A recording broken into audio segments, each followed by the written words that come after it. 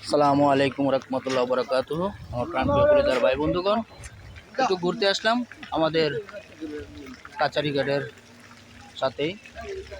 কাচারিঘাটে একটা বাণিজ্য মেলার আয়োজন করা হয়েছে, তাই একটু ঘুরতে আসলাম। দেখুন অপূর্ব দারুণ চমৎকার বাণিজ্য মেলা ঘুরতে আসলাম।